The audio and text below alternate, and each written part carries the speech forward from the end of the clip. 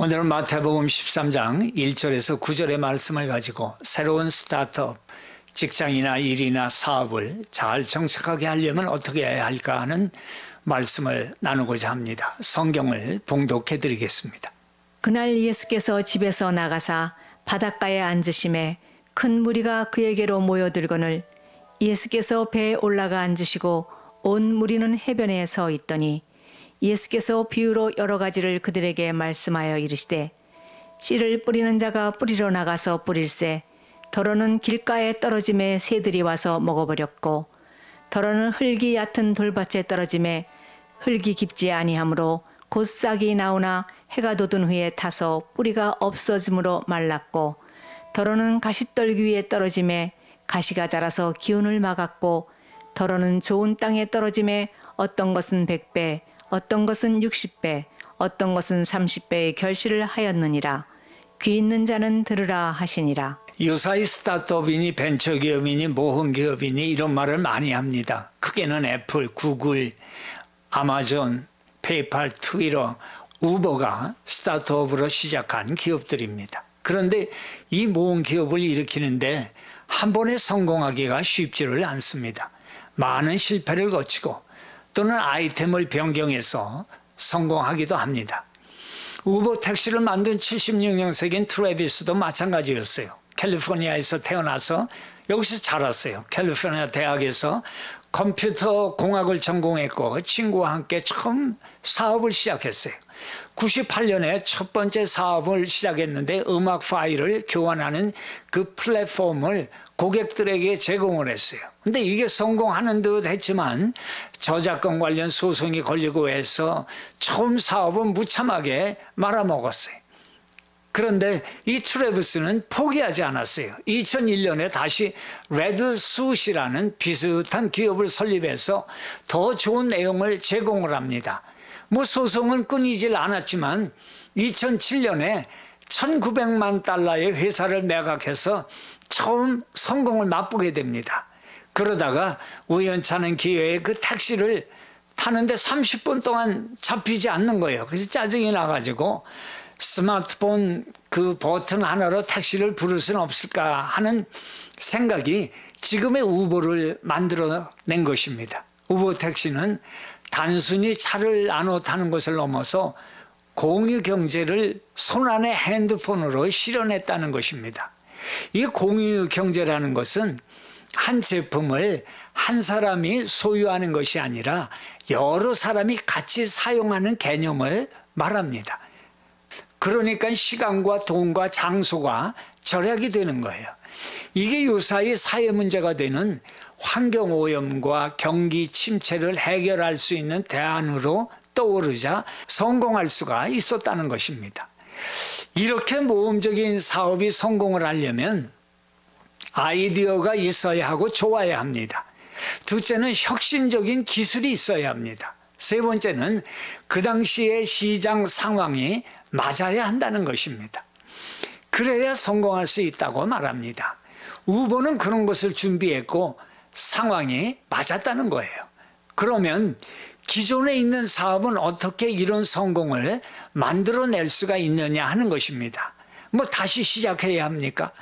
거기에 대한 대답은 스타트업의 바이블이라고 할 수 있는 린 스타트업이라는 책을 쓴 에릭 릭스라는 사람이 이런 말을 합니다. 기업은 미래에 대한 극심한 불확실성을 느껴야 한다는 거예요. 그러니까 그냥 무사 안일주의로 간다면 점점 도태되고 만다는 거예요. 어떻게 하면 작고 기능적인 제품을 만들까 생각해야 되고 어떻게 하면 지출을 최소화한 그 시스템을 만들 수 있을까? 다른 분야로 방향을 전환한다면 어떨까? 끊임없이 자기 자신에게 질문하고 끊임없이 대답하고 이런 것을 반복해야 되는데 이것은 기업의 오너의 그 마음에서부터 시작이 된다는 거예요. 그것이 새로운 직장이 되건 새로운 식당을 열건 원래 있던 커피숍이건 이런 불확실한 미래에 대한 그래서 변화하고자 하는 간절한 마음이 있어야 됨을 말씀하고 있는 거예요. 그래서 변화의 시작, 성공의 시작은 변하고자 하는 자기 마음에서부터 시작된다는 거예요. 신앙은 어떨까요? 어느 날 시작된 자기 자신에 대한 불확실성을 깨닫게 되면 우리에 대한 하나님의 성공 스토리는 시작된다는 것입니다. 여러분, 성경 다음으로 많이 읽히는 기독교 고전이 무엇인 것 같습니까? 무엇인가 하고 찾아보니까 바로 짠 버니언이 쓴 철로 역정이라는 책입니다. 그 내용을 보니까 이 사람 예수를 믿는 사람이었어요. 주일이면 교회 나가는 그런 사람이었는데 문제가 있었어요. 다른 게 아니라 교회를 나가긴 나가는데 마음에 감동도 없고 기쁨도 없고 하나님의 그 말씀에 대한 확신도 없고 믿는 건지 안 믿는 건지 자기도 모르는 그런 느낌이었다는 거예요. 어느 날 불확실한 자기 마음에 고민이 들어온 거예요. 왜 나는 기쁨도 확신도 믿음도 없는 걸까? 그러고는 우연찮게 성경을 펴들었어요. 그게 오늘 마태복음 13장에 오늘 말씀이에요.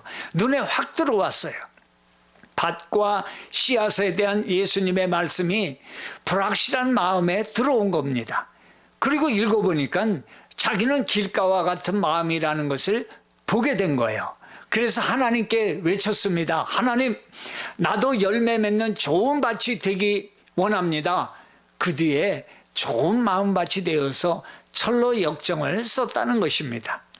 한 심리학자는 이런 말을 합니다. 사람은 자기 마음의 자세를 바꿈으로 그 인생도 새롭게 바꿀 수 있다. 무슨 말이에요? 모든 행동은 마음에서 먼저 이루어진 결과가 나타나는 것이다 라는 것입니다. 성경은 이렇게 말씀합니다. 무릇 지킬 만한 것보다 더욱 내 마음을 지키라. 생명의 근원이 이에서 난다.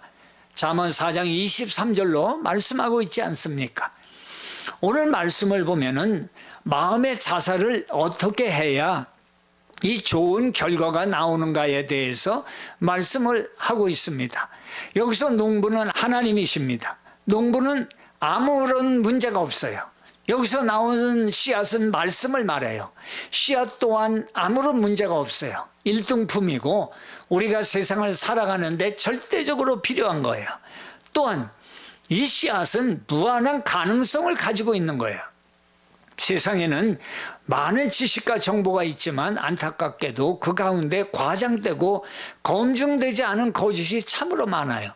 사람의 말이나 철학은 어떻습니까? 마음에 심어보면 별 효력이 없습니다. 왜냐하면 시대는 변하고 세월이 가면 별 영향력을 주지 못하기 때문입니다. 잠깐 마음의 변화나 감동을 줄 수는 있어요. 그러나 가장 중요한 생명의 변화를 가져오지는 못하는 거라는 거예요. 영생을 줄 수 없고 천국을 주지 못합니다. 복음의 말씀 외에 다른 씨를 뿌려봐야 소용이 없다는 거예요. 걷는 것이 없다는 거예요. 왜 그럴까요? 하나님 말씀은 사람의 죽고 사는 문제에 대한 해답을 주기 때문이에요.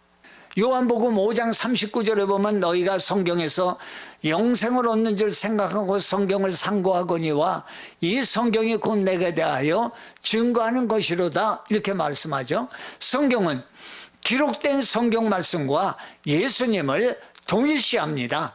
요한복음 1장 1절에 말씀하시잖아요. 태초에 말씀이 계시니라. 이 말씀이 하나님과 함께 계셨으니 이 말씀은 곧 하나님이시니라. 사도 요한은 예수님을 태초부터 계신 하나님의 말씀이라고 말씀하고 계세요. 이 말씀이라는 씨앗은 사람 마음속에 들어오면 그 안에서 작용을 합니다. 그래서 사람을 바꾸어 놓습니다. 하나님의 씨앗 창고에는 위로의 씨앗, 기쁨의 씨앗, 사랑의 씨앗, 축복의 씨앗, 능력의 씨앗, 평강의 씨앗, 은혜의 씨앗, 이런 씨앗들이 가득 들어 있습니다. 자, 그러면 이제는 밭입니다. 밭은 우리의 마음이라고 말씀합니다. 밭이 좋아야 씨앗이 무한한 열매를 맺는데 밭이 나쁘면 열매를 맺을 수가 없습니다. 하나님의 인도를 잘 받으려면 이 마음 밭이 좋아야 한다는 거예요. 그러면 마음밭이 어떤 종류가 있습니까? 오늘 그 첫째가 길가와 같은 마음밭이 있다, 이렇게 말씀을 하시지요. 본래 유대인들을 보면 유대인들은 목축업이 주업이었어요. 그러니 농사에 그렇게 달인들이 아니었어요.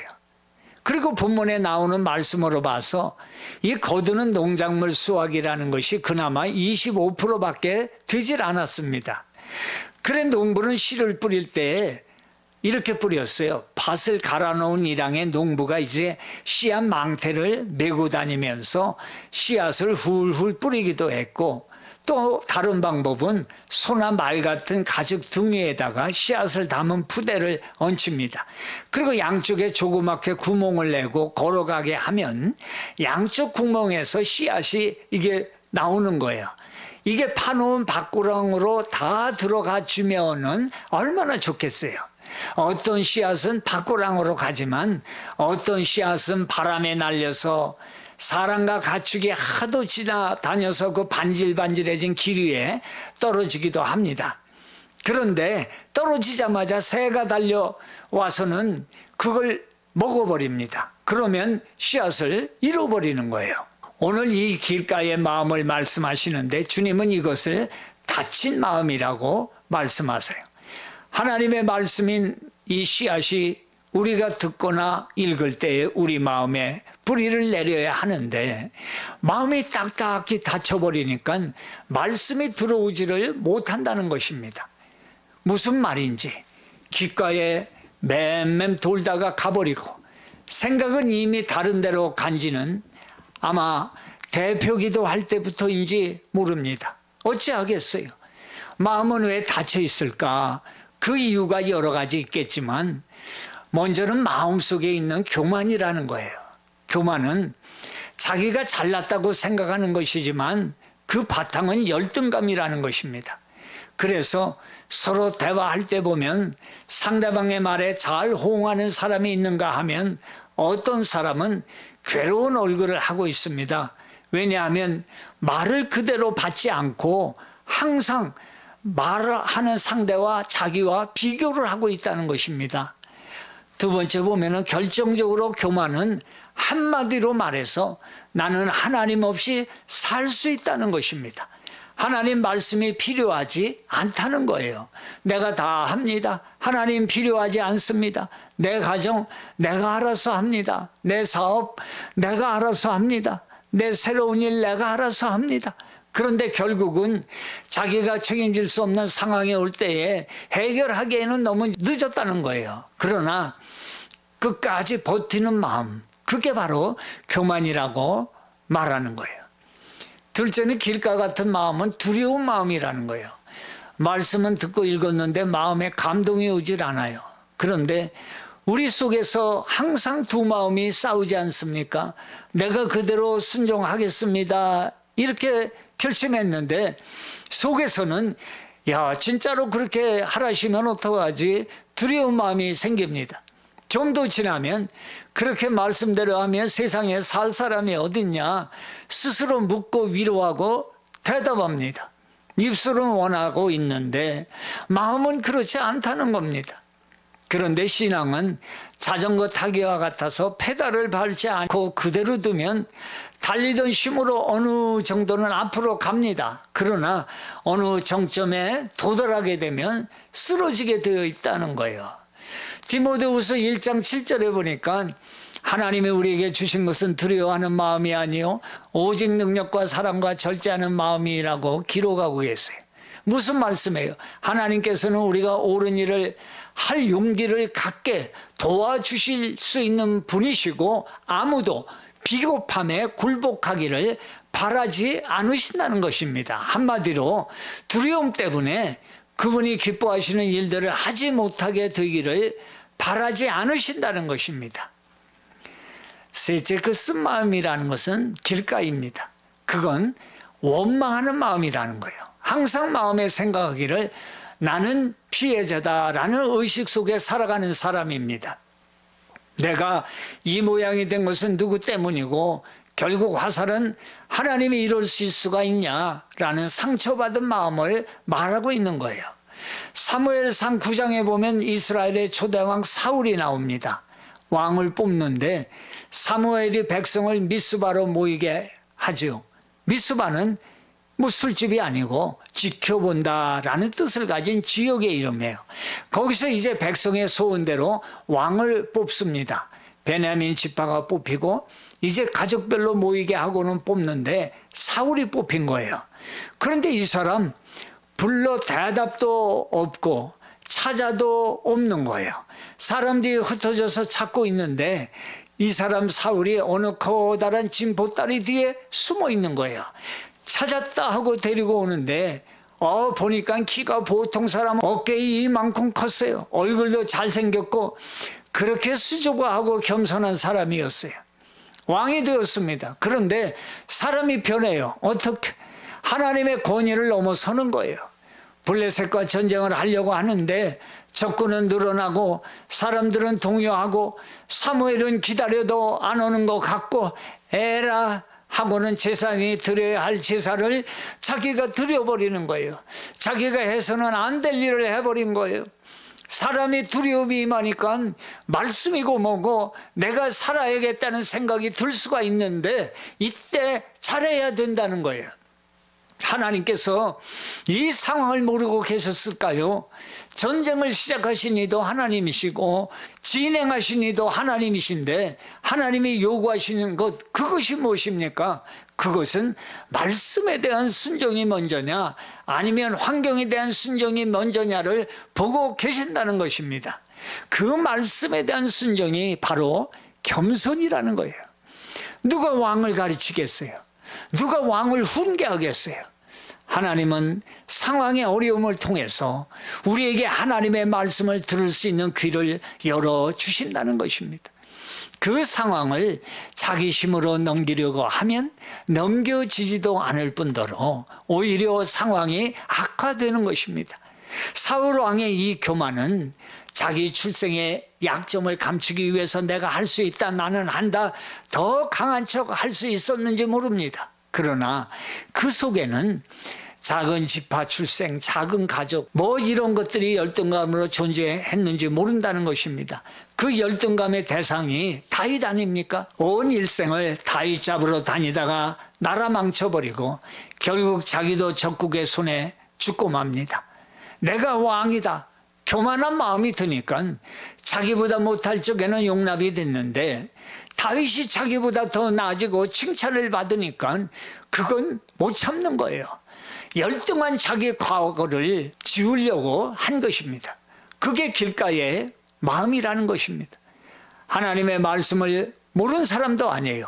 기름 부음을 받은 사람이잖아요. 그런데 미움과 원망과 두려움이 이 마음에 자리를 잡으니까 말씀이 들리질 않는 거예요. 말씀을 새가 와서 먹어버렸다는 거예요. 잠언 21장 4절에 보니까 눈이 높은 것과 마음이 교만한 것과 악인이 형통한 것, 이게 다 죄다, 이렇게 말씀을 해요.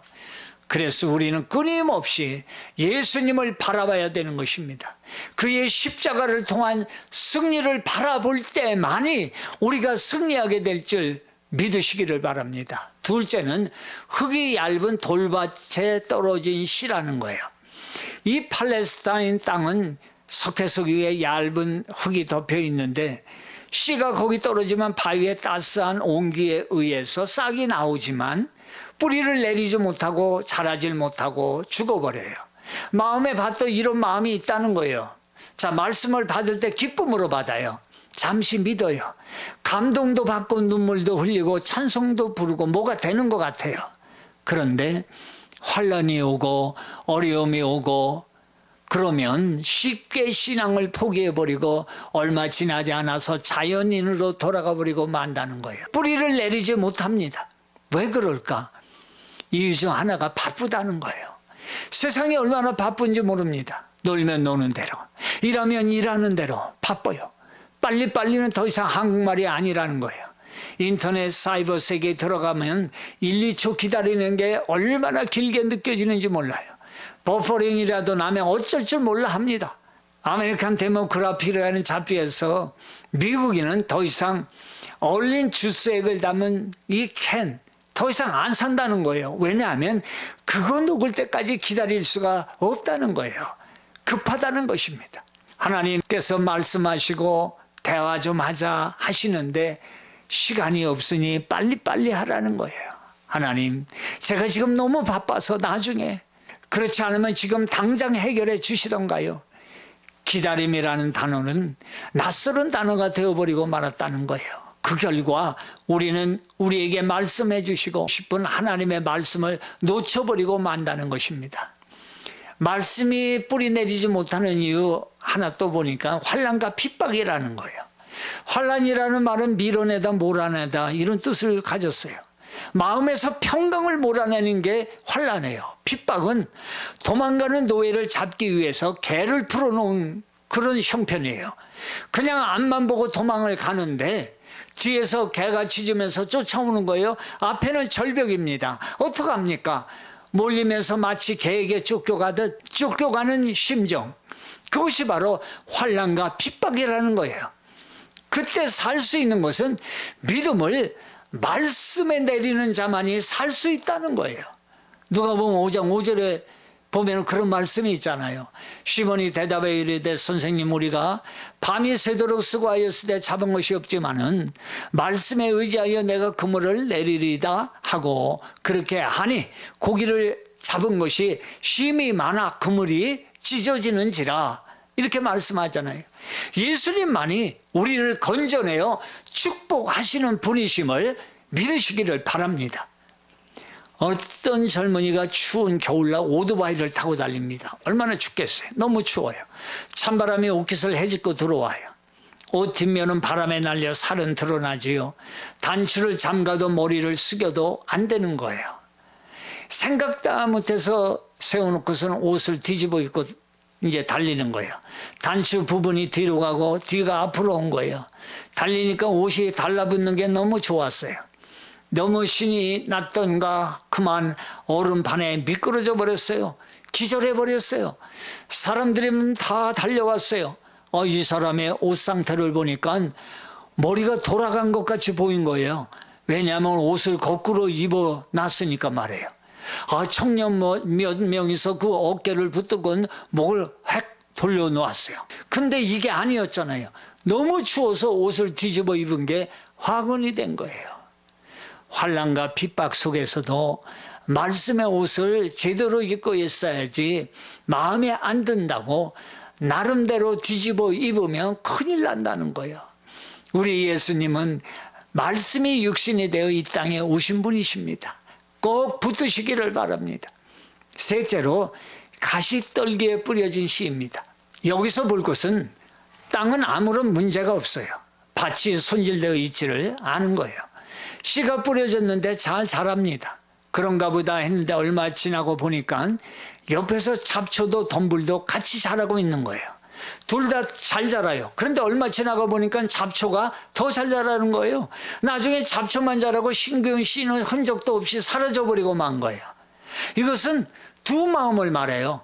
마음이 복잡한 거예요. 고민이 많은 겁니다. 이것도 해야 하고 저것도 해야 하고. 그래서 이건 먼저는 이 두 마음이라는 건 세상의 염려라는 거예요. 염려가 무엇냐 하면 그 하나님의 생각과는 반대가 되는 생각이라는 거예요. 마음이 나누인다, 분열된다 이런 뜻을 가졌어요. 염려를 영어로 worry라고 그러잖아요. worry의 어원을 보니까 물어뜯는다 이런 뜻을 가졌어요.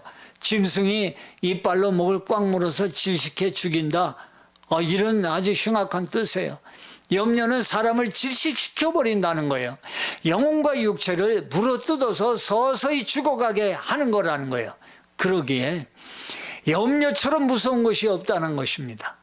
예수님께서 말씀하시지 않습니까? 너희 중에 누가 염려함으로 그 길을 한 자라도 더 할 수 있겠느냐?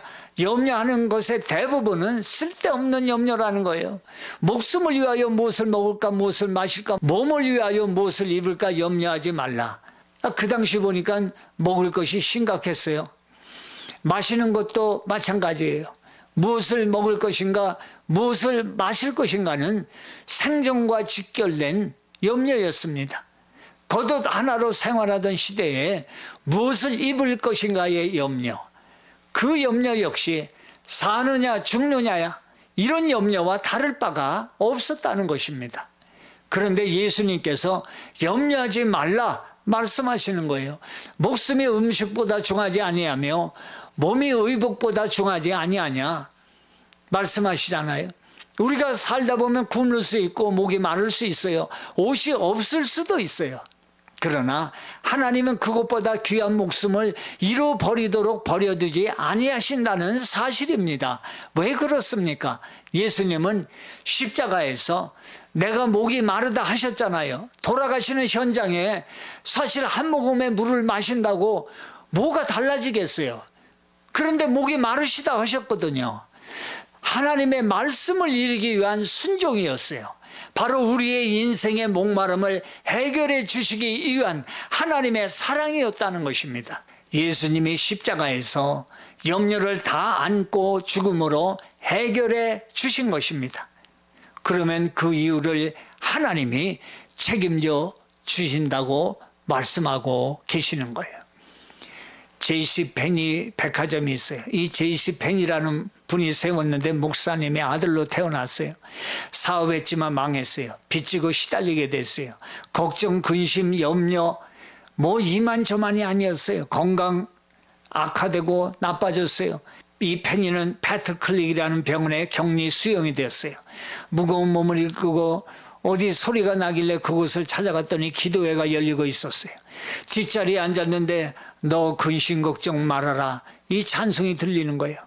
같이 부르는데 마음이 뜨거워집니다. 그리고 외칩니다. 하나님, 저는 아무것도 할 수 없어요. 저는 지쳤습니다. 저를 도와주세요.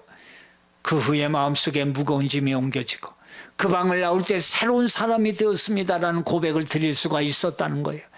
다시 건강을 회복하고 용기를 내서 사업을 시작한 결과 성공했어요. 미국의 백화점 왕이 될 수가 있었다는 거예요. 하나님을 믿는 믿음으로 염려를 이긴 것입니다. 빌립스 4장 6절에서 7절의 말씀으로 아무것도 염려하지 말고 오직 모든 일에 기도와 간구로 너희 구할 것을 감사함으로 하나님께 아뢰라. 그리하면 모든 지각에 뛰어난 하나님의 평강이 그리스도 예수 안에서 너희 마음과 생각을 지키신다 말씀합니다.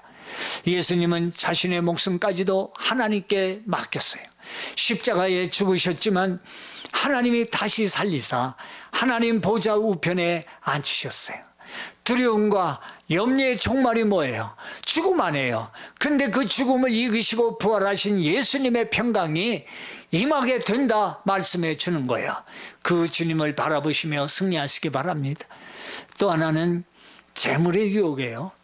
마태복음 13장 22절 말씀하시잖아요. 가시떨기에 뿌려졌다는 것은 말씀을 들으나 세상의 염려와 재물의 유혹에 말씀이 막혀 결실하지 못하는 자요. 이렇게 말씀하죠. 재물과 돈, 이건 아무것도 아니에요. 그냥 상태예요. 근데 중요한 것이 뭐냐면 관리라는 거예요. 그래서 돈을 어떻게 관리하고 지금 어떻게 쓰는가를 보면 그 사람의 신앙이 보인다는 거예요. 마태복음 6장 24절 보니까 한 사람이 두 주인을 섬기지 못할 것이니 혹 이를 미워하며 저를 사랑하거나 혹 이를 중히 여기며 저를 경히 여김이라 너희가 하나님과 재물을 겸하여 섬기지 못하리라. 두 마음을 가지면 하나만 잘 되는 것이 아니라 둘 다 안 된다는 거예요. 이건 강요하는 게 아니라 하나님이 우리를 너무도 잘 아시기 때문에 우리를 위해서 말씀하신 거예요. 이건 우선순위에 말씀을 하시는 거예요. 섬김의 우선순위가 있다는 말씀이에요. 물질이 필요합니다. 나쁜 것도 아닙니다. 그런데 섬김의 우선순위에서 하나님을 먼저 섬기라고 말씀해요. 마음을 둘 다에 두는 것이 아니라 하나님께 두라고 말씀해 주는 것입니다. 1세기 초대교회 문서들을 살펴보면 그리스도인들의 이름 앞에 티테디우스라는 별칭이 붙어 있는 것을 발견하게 됩니다. 바울도 티테디우스, 요한도 티테디우스 요한이라고 불렀습니다. 여기서 티테디우스라는 것은 결코 염려하지 않는 사람이라는 뜻이었어요. 초대교인들이 이름 앞에 티테디우스를 붙인 이유가 무엇입니까? 예수 믿는 사람들은 염려에서 해방된 사람들이라는 것을 세상에 증거하고 싶었기 때문에요. 여러분의 이름 앞에 티테디오스를 붙이시기 바랍니다. 티테디오스, 즉 결코 염려하지 않는 사람이 되시기를 바랍니다. 마지막으로 좋은 땅에 뿌리은 씨입니다. 이 말씀은 더 이상 설명이 필요치 않아요. 열린 가슴이요, 준비된 마음이요, 행동으로 옮기는 신앙이에요. 말씀에 대한 순종의 마음이지요. 100배, 60배, 30배의 열매를 맺는 겁니다. 요한복음 15장 7절 9절에 너희가 내 안에 거하고 내 말이 너희 안에 거하면 무엇이든지 원하는 대로 구하라. 그리하면 이루리라. 아버지께서 나를 사랑하신 것 같이 나도 너희를 사랑하였으니 나의 사랑 안에 거하라. 여기서 기억할 것은 무엇이든 구하면 이것만 기억하는데 그게 어디에 제약을 받는가 하면 너희가 내 안에, 내 말이 너희 안에 있으면 이 말에 제약을 받는다는 거예요. 그게 좋은 밭입니다. 우리는 스스로 열매 맺을 수도 없다는 거예요. 우리는 염려가 많고 많은 돈으로 편하게 살고 싶고 좋은 일도 하고 싶습니다. 그러나 우리가 기업의 열매를 맺는 것은 바로 예수 그리스도와 함께 할 때, 그 말씀이 우리 안에 있을 때, 그 때가 바로 열매 맺는 때라고 말씀해 주는 것을 기억하시기를 바랍니다. 너희가 나를 떠나서는 아무것도 할 수 없다, 분명히 말씀하여 주시는 거예요. 그분이 바로 순종하심으로 죽으시고 부활하신 예수 그리스도라고 말씀하는 것입니다. 믿습니다. 이제 그 예수님을 사랑하십시오. 능력은 그분께 있는 것입니다. 이 축복이 함께 하시기를 축원합니다. 아멘.